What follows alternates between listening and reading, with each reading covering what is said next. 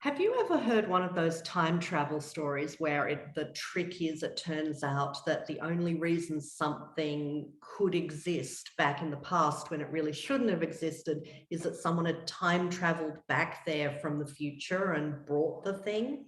Sometimes when you look at Jörg Buchner's play Woyzeck, it feels like someone did that, but with a play. This extraordinary work in some ways feels like it just should not exist because it is so far ahead of its time structurally. We're talking about something that is not only Marxist before Marx, Freudian before Freud, existentialist, expressionist, absurdist before all those movements took hold, even before before realism was a thing. Not only all that, but dramaturgically, it reads much more like a very modern play. So we're going to look now at both the dramaturgical structure of Woyzeck. So we'll be looking at how it is put together as a play, but we will also be looking at the historic context that might somehow make it make sense that such a work of art, a work of literature, a work of theatre could exist at a time when theatre and literature really looked very different from the way this play reads to us. So we're going to be looking at the story, but also the history of the play's life as a whole, about its the world that it was born into, its creation, and then its publication and reception. And it's a wonderful opportunity for us to look at this idea that we floated earlier, that of textual instability. Now, the idea of textual instability is one that is present in all aspects of theatre studies, because of course every time you perform a new version of a play, a new take on a play, you are producing a new text in its own way. And also because of the nature of the way most drama has been created, there is very rarely any kind of single fixed form of a play text that you can make claims for the rightness of. You really can't say, well, you know, this is the correct version in most cases. But that can be a little perplexing when we're looking at, well, in comparison with other forms of literary analysis, where we sometimes are making arguments for what might be more correct, if you like. Theatre historians just want to get rid of that entire sense that that correct is a thing that you can find or have when it comes to analysis of theatrical practice.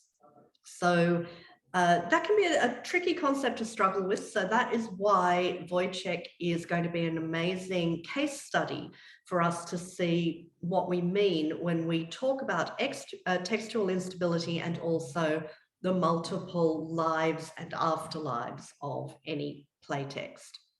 But let's begin with something a little simpler. Let's talk about plot. Let's talk about the story of this play, because at its essence, it is an extremely simple story. Now, that in itself is, in a way, unusual for the period when we're used to seeing quite convoluted plots and often multiple elements going on. This is a very simple story of a man who murders his lover. It does look as if Büchner was drawing on a composite of a number of similar murders. There was a man who was actually called Woyzeck. So yes, there's Johann Christian Woyzeck, and he murdered his lover in 1821.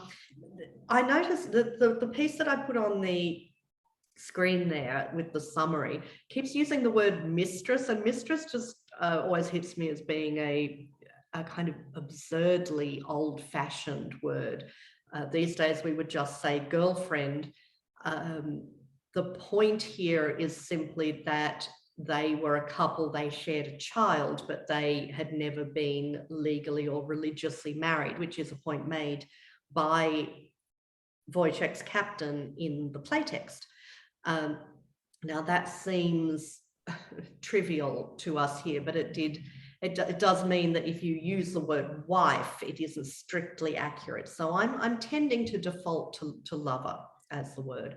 But clearly the point that should strike us here is that this act of a man killing the woman he is supposed to love, murdering her brutally, is as common as ever. No matter what period of history you're looking at, you are able to just immediately seize multiple examples of that event happening. So at its most basic, the plot of Woyzeck is about a man who has a woman that he loves, a child they have had together, a series of inadequate and impoverishing jobs, and the pressures of that life cause him to lose his grip on reality and brutally murder his common law wife, Marie. So there's the plot, which is one that could take place at any time in history and does continue to today.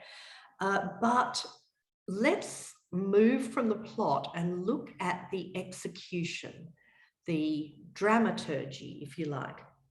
And we will also be touching here on the genre. And genre in this case is a really fascinating, ephemeral creature, very, very difficult to pin down. Now, I will go on to talk about the ways that this play, in some sense, is, we might call it the first modern tragedy. And yes, it is clearly a tragedy, but there is more going on here. There are parodic elements. The characters have a kind of exaggerated nature that makes them caricature, that seems to put them in a place that doesn't quite belong in tragedy. And that's why I also want to introduce to you the idea of grotesquerie as a genre and as a style of execution. And that idea, hold that in your mind, that idea of grotesquerie might really help us find a way to locate this play within its artistic and social and philosophical context in a way that it might otherwise seem to not fit. I think grotesquerie is really the key that is going to help us unlock the links that bind this extraordinary work to the world around it from when it was written. Here's the example that I would like us to begin with to look at that, and that is this bizarre little scene very close to the end of the play when, for no plot purpose, for no sort of driving the plot forward purpose, everybody stops for this grandmother to tell a story to a group of little children. So Ring a Rosie, King Herod, which, should I go to the trouble of explaining about King Herod? Yeah, let's talk about King Herod, because it is part of this absurd contradiction of style we see here. There is a probably modern, but goes back a little way, understand or belief that the nursery rhyme Ring a Ring a Rosies is really about plague, about people dying of illness. There are questions over how far back that goes. But anyway, King Herod, of course, mostly known for the slaughter of the innocents, mostly known for murdering a whole society's worth of children. But both those things, plague and massacres, have this history of being turned into things for children, stories, nursery rhymes, games you play with groups of children. And similarly, grandmother here is asked to tell a story. And what does she tell? There was once a poor child that had no father and no mother. Everything was dead and there was no one left in the world.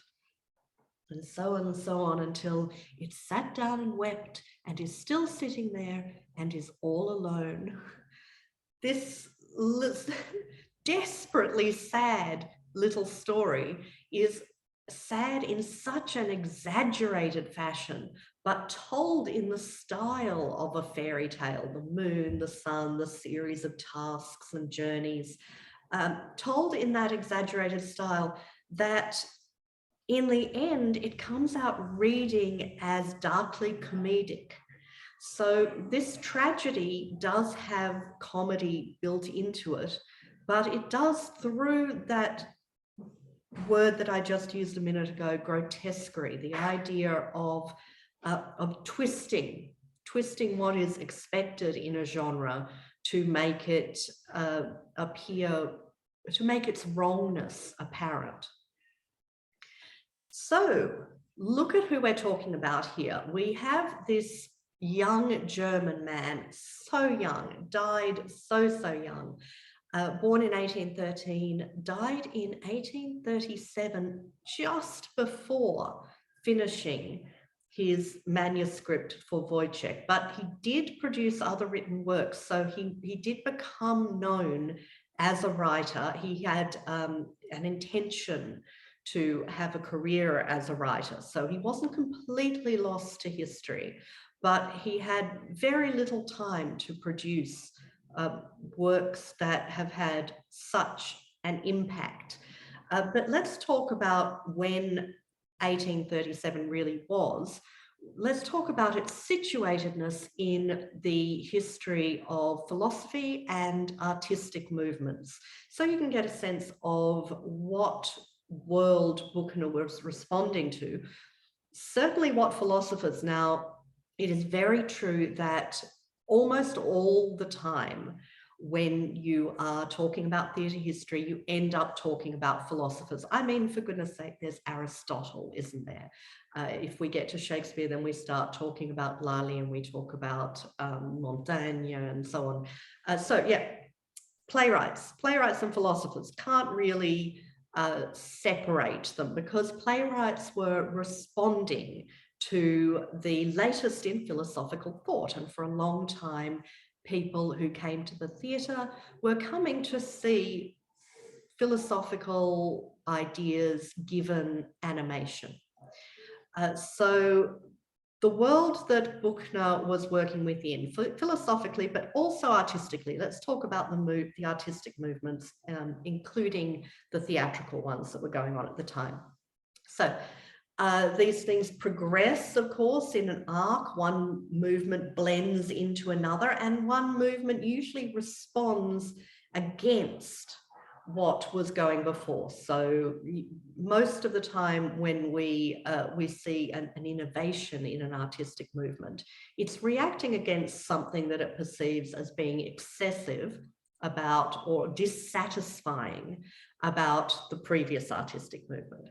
So in this case, we're talking about being situated right at the point where classicism, neoclassicism technically, has evolved into Romanticism. And then Romanticism will very soon begin to evolve into Realism. Now, being 1837, Büchner was writing very much right in the core of the Romantic period, which is another reason that that Woyzeck appears so remarkable here. So let's look at what we mean stylistically when I use those terms and talk about the evolution from one into another. Now, Romanticism. So this is when Büchner was writing. There was, we're talking Byron, we're talking Rossetti, we're talking, you know, the core of the Romantic artists. They wanted to be imaginative and idealist and instinctive and allow themselves to immerse themselves in emotion and subjectiveness and passion, and felt that that is where they would find their essential truth. Now, in a while, and I'll show you some dates in a minute, that is going to evolve into a philosophical school of, well, a school of the philosophy of art that we would call realism, which was much more interested in addressing the world as it is, rather than the imaginative space of human life. Now, what's remarkable about Büchner's work here is how he anticipates that. So let me, I will go on to show you some dates, but let's talk a little bit more about the Romanticism aspect, because that's the theatre that he would have been writing for. Now, Büchner was definitely writing this play to be a dramatic work. So that being the case, what was the theatre that he was writing for? Well, it certainly doesn't look anything like Woyzeck.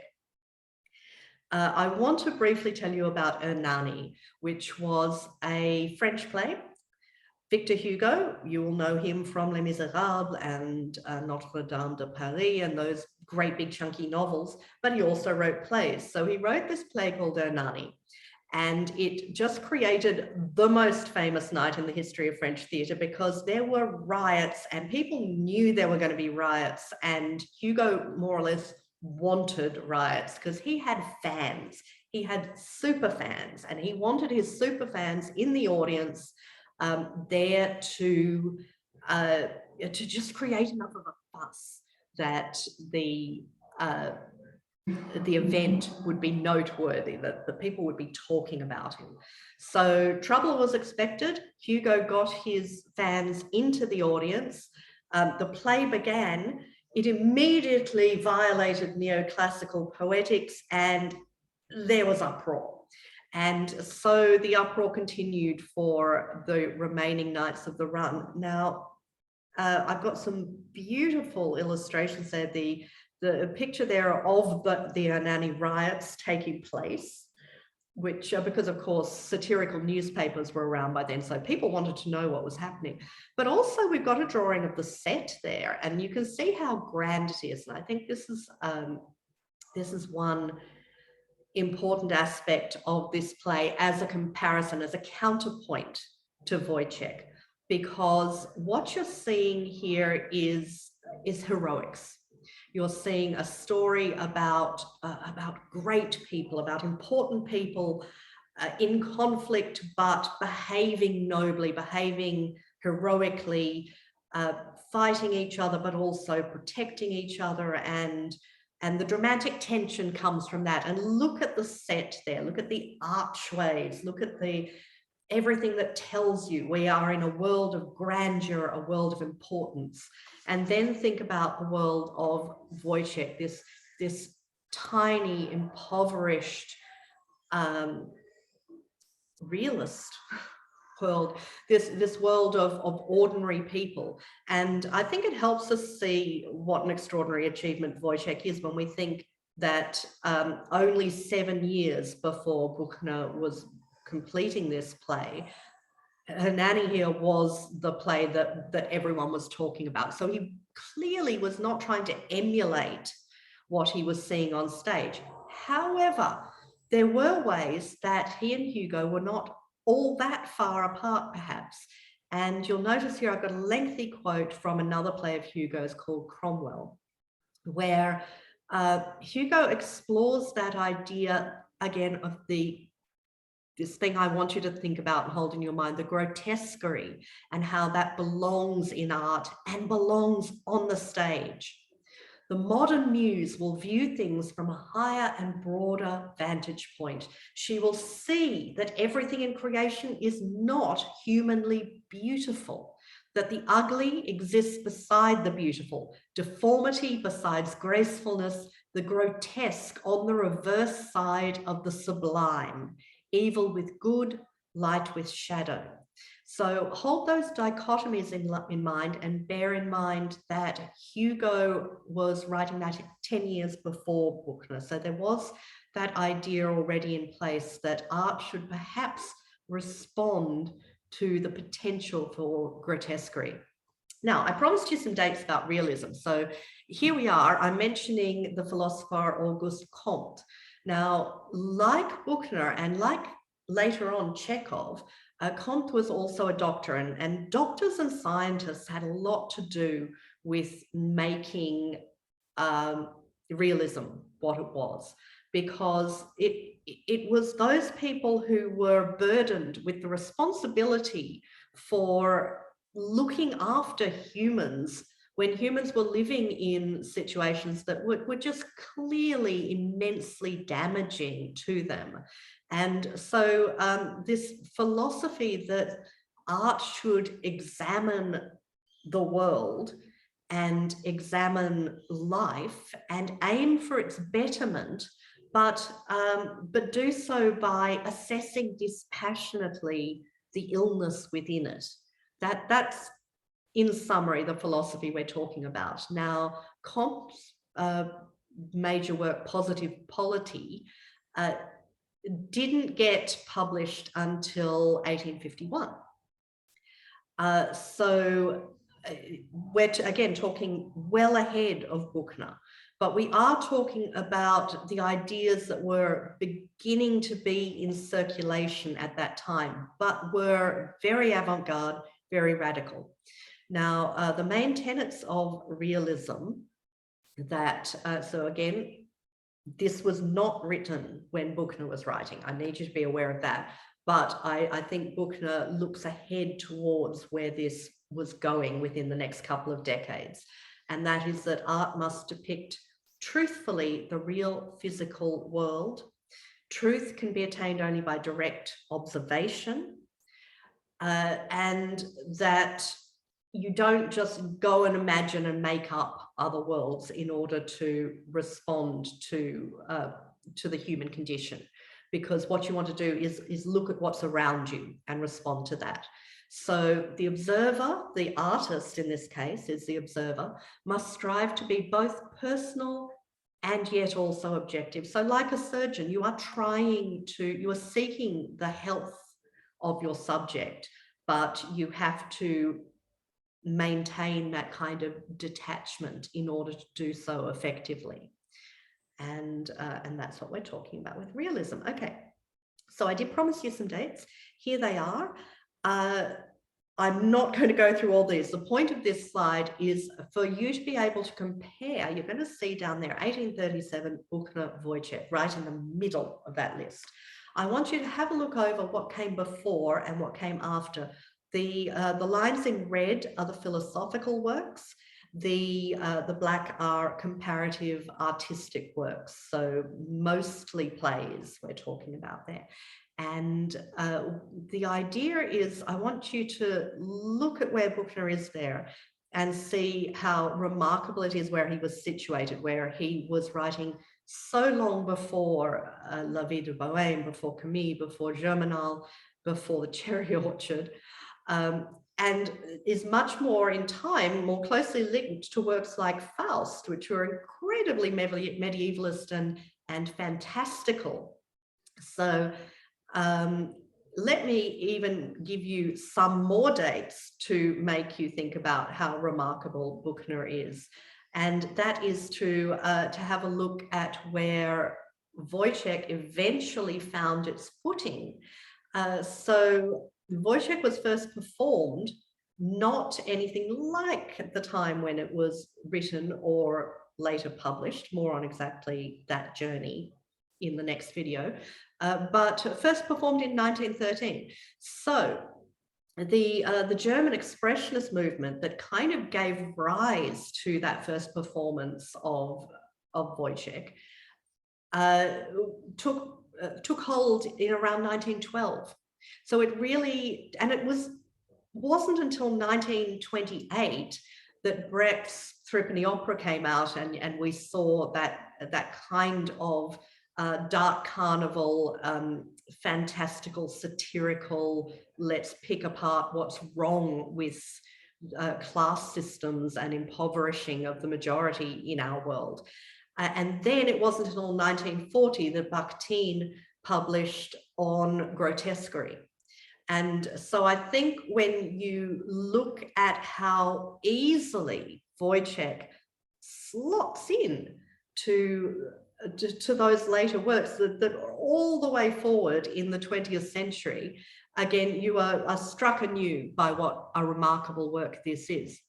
So that's your context. We've got historical background there. We've got philosophical and artistic movements that Büchner was immersed in, and that he somehow managed to both reflect and yet completely overleap to get to what Woyzeck is.